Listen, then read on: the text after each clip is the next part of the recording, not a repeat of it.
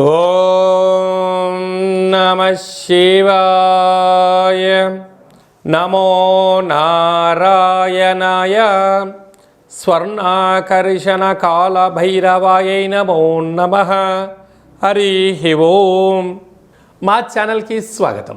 చూస్తున్న వీక్షకులకు, ప్రేక్షకులకు, ప్రియ కాల భైరవ భగవద్బంధులకి స్వాగతం పలుకుతూ మమ్మల్ని ఎంతగానో ఆదరిస్తూ ఉండబడినటువంటి ప్రియ సోదర సోదరీమణులకు, జ్యోతిష్య అభిమానులకు, సనాతన ధర్మ సంరక్షకులకు అందరికీ కూడా తెలుగు ఉగాది పండగ శ్రీ పరాభవనామ సంవత్సర పండగ శుభాకాంక్షలు. ఈ సంవత్సరం రాజు దేవగురు బృహస్పతి అవ్వడం వలన అందరికీ మంచి విద్యను, విద్యార్థులకు విద్యను, ఉద్యోగస్తులకు ప్రమోషను, వ్యాపారస్తులకు ధనాదాయము, రాజకీయవేత్తలకు అనేక రకాల పదవులు అలంకరిస్తూ నైపుణ్యంతో కూడుకున్న, ఆరోగ్యంతో కూడుకున్న ఐశ్వర్యాన్ని ప్రసాదించాలని మనం కూడా మనసారా కోరుకుందాం. ద్వాదశ రాశుల్లో గ్రహ గమనాలు వీక్షింపచేద్దాం. మిథున రాశిలో దేవగురు బృహస్పతి సంచార స్థితి, సింహరాశిలో కేతు సంచార స్థితి, అలాగనే కుంభరాశిలో రాహు సంచార స్థితి, మీనరాశిలో శని భగవానుడి సంచార స్థితితో ద్వాదశ రాశుల్లో గ్రహ గమనాలు ఈ విధంగా ఉన్నాయి. ఈ సంవత్సరము రాజు దేవగురు బృహస్పతి అవ్వడం వలన సకాలంలో పంటలు, విద్య, ఉద్యోగము, ఐశ్వర్యము, అనంతమైన ఈ భూమండలమంతను కూడా నిత్యము సస్యశ్యామలంగా ఉంటుంది. కనుక అందరికీ ఇది చాలా శుభకరణంగా భావించగలగాలి. మంత్రివర్యులు కుజభగవానుడు అవ్వడం వలన పాలకుల మధ్య స్వల్పమైన విభేదాలు ఉండే అవకాశాలు ఉన్నాయి. సమన్వయంగా ఎవరైతే ముందుకు వెళ్ళగలరో వారందరికీ ఐశ్వర్యం కలుగుతుంది అని చెప్పి గమనించాలి. కనుక ఈ సంవత్సరము పరాభవనామ సంవత్సరము అంటే కొద్దిపాటి అధర్మంగా ఉండబడిన వారికి పరాభవము, అవమానం తప్పదు. ధర్మబద్ధంగా ఉండబడిన వారికి ఐశ్వర్యం కలుగుతుందని చెప్పి కూడా గమనించాలి. సింహరాశి వారికి శ్రీ పరాభవనామ సంవత్సరంలో ఒకవైపు అష్టమ శని సంచార స్థితి జరుగుతూ వచ్చినటువంటి ఉగాది పండగ సందర్భంగా వీరి యొక్క ఆదాయ వ్యయాలతో రాజయోగాన్ని ఎలా పొందాలో ఈ వీడియోలో సవివరంగా సంపూర్ణంగా తెలుసుకుందాం. సింహరాశిలో ఏ నక్షత్రాలు వస్తాయనగా మఖా నక్షత్రంలోని 4 పాదాలు, పుబ్బా నక్షత్రంలో 4 పాదాలు, ఉత్తరా నక్షత్రంలోని 1 పాదం కలిపితే సింహరాశి. రాశాధిపతి రవి భగవానుడు.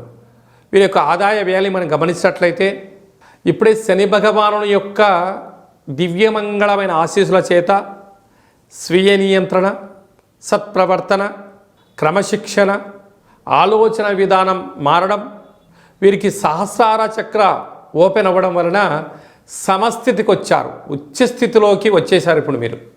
కనుకనే వీరి యొక్క ఆదాయం 7, వ్యయం కూడా 7.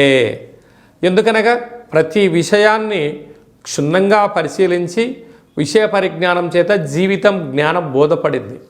ఎంత ఖర్చులు ఉన్నాయో అంత ఖర్చుకు ధనం రాబోతుంది. తృప్తి చెందడం నేర్చుకున్నారు. కనుక మీకన్నా అదృష్టవంతులు ఎవరు లేరు అని చెప్పి కూడా గమనించాలి. అలాగనే రాజ్యపూజ్యం 5, అవమానం 5. కనుక మీరు ధర్మబద్ధంగా ఉండడం, ఆధ్యాత్మిక చింతనగా ఉండడం, ఉండబడిన వాటితో తృప్తి చెందడం నేర్చుకున్నారు. కనుకనే మీకన్నా నాయకుడు లేరు అని చెప్పి గమనించాలి. రాశిలోనే కేతు సంచార స్థితి, రాశాధిపతి రవి భగవానుడు ఈయన నీరసాధిపతి అవ్వడం వలన వీలైనంత వరకు ప్రతి విషయాన్ని ఆలోచించి మాట్లాడడం వలన మీ నైపుణ్యత పెరిగి సమాజంలో ఎనలేనటువంటి గౌరవ మర్యాదలు మీ సొంతం కాబోతున్నాయి. 2వ స్థానాధిపతి బుధుడు విశేషంగా మీరు ధాన్యాధిపతి అవ్వడం వలన ఆహార ఉత్పత్తులు, దాన ధర్మ కార్యక్రమాలు, సేవారంగ కార్యక్రమాలలో మీరు పాల్గొనడం వలన మంచి బుద్ధి, మంచి సత్ప్రవర్తన వలన ఐశ్వర్య జీవితాన్ని కూడా మీరు పొందబోతున్నారు. అలాగే 3వ స్థానాధిపతి శుక్ర భగవానుడు సస్యాధిపతి అవ్వడం వలన వీలైనంత వరకు అందరూ బాగుండాలి, ప్రకృతి, పర్యావరణము, లోకరక్షణ, దేశ సేవ చేయాలని మీ కోరిక కూడా నెరవేరబోతుంది. అర్ధాష్టమ రాశాధిపతి కుజభగవానుడు మంత్రివర్యులు అవడం వలన కొద్దిపాటి యంత్రాలతో, ఆయుధాలతో, ప్రభుత్వపు అధికారులతో, పోలీస్ శాఖ, రక్షణ శాఖతో న్యాయపరమైనటువంటి చిక్కులు కనపడుతున్నాయి. ఆరోగ్య సమస్యలు స్వల్పంగా రాబోతున్నాయి. తస్మాత్ జాగ్రత్త. అలాగనే వీరికి విశేషంగా ఈ సంవత్సరము 11వ తారీఖు 9వ నెల 26 శ్రావణ మాస అమావాస్య పుబ్బా నక్షత్రం, ఉత్తరా నక్షత్రం రోజున ఎలాంటి పనులను ఆచరించకపోవడమే ఉత్తమోత్తంగా భావించాలి. సప్తమ స్థానంలో రాహు సంచారం చేయడము, ప్రేమికులకు చాలా నమ్మకంగా ఉండగలిగితేనే ఒకరిని అర్థం చేసుకోండి, లేకపోతే ఎవరికి వారే యమునా తీరే. భార్యాభర్తల మధ్య అన్యోన్యత అవసరం అని చెప్పి కూడా గుర్తు పెట్టుకోగలగాలి. అష్టమ స్థానంలో శని భగవానుడు ఉండడం, రాశాధిపతి రాజు అవ్వడం వలన ఆరోగ్యాన్ని బాగా కాపాడుకోవాలి. ప్రతిరోజు తప్పక సూర్య నమస్కారం అవసరం, సూర్య భగవానికి అర్ఘ్యం కూడా అవసరం అని చెప్పి గుర్తు పెట్టుకోగలగాలి. అదే కాకుండా ప్రతి ఆదివారం, ప్రతి శనివారం మధ్యమత్తు మాంసాలకు దూరంగా ఉండడం, వీలైతే ఉపవాసం ఉండడం వలన ఏకాగ్రత పెరిగి, అదృష్టం కలిగి, సహస్రార చక్రం వెలిగి, భూత భవిష్యత్ వర్తమానములలో విజయాన్ని సాధించడానికి అధికమైన ఉపయోగాలు ఉంటున్నాయి.